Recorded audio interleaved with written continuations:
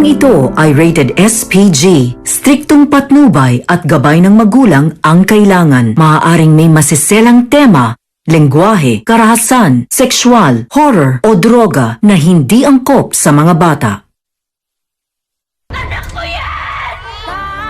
Jesus Nazareno di Magiba.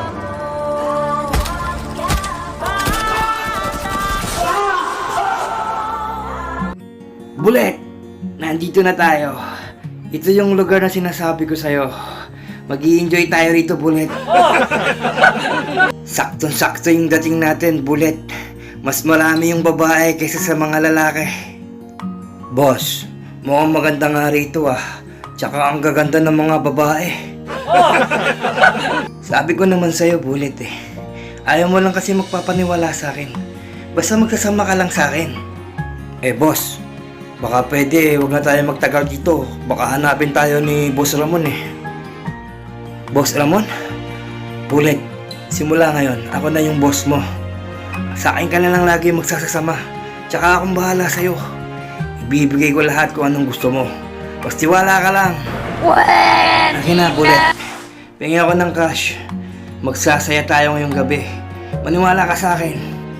Hoy, bigyan mo kami ng isang boteng whiskey. Itong bayad. Sige, bilisan mo ha. Ba't parang malungkot ka pa yata sa binayad ko? Kulang pa ba yan? Ang bihira ka. Bullet, pengi pa nga ng cash dyan. Papakilala lang tayo dito. Kala yata nila ipipitsugin tayo. Hoy, Kulokoy. O eto, bayad na pati isang buong sweldo mo. Baka sabihin mo naman mahina ka sa akin. Ayan na, laki na ng tip ko sa'yo. Ibang klase ka talaga, boss. Kaya sa'yo ko eh. Sige, sa'yo na ako magdidikit.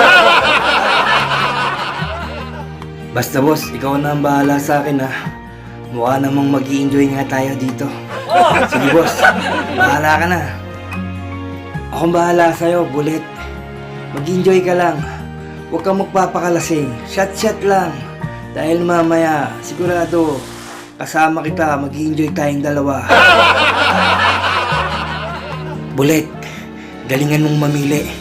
Sipatin mong maigi. Dahil mamaya, sigurado, mag-i-enjoy tayo. Kukuha ako ng VIP room. At magpapa-change oil tayo, Bullet. Sige boss, sabi mo 2,000 years later.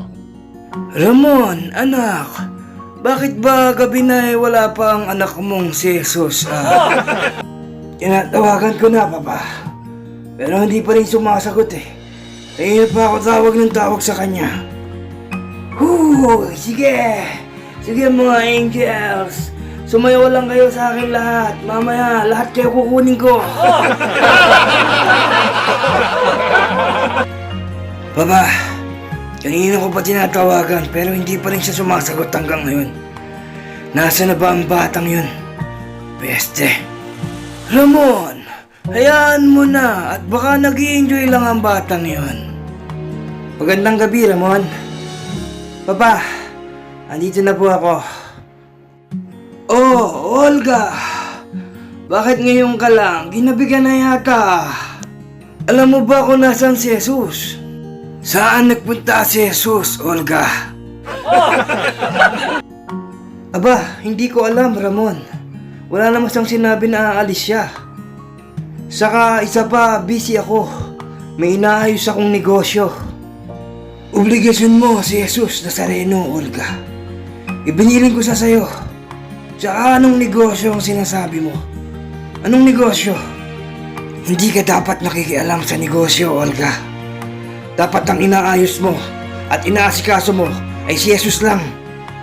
Nagpapatawa ka naman, Ramon. Anong akala mo sa akin? Babysitter? Di ako ang hanapan ng nawawalang bata. Isa pa malaki na si Jesus.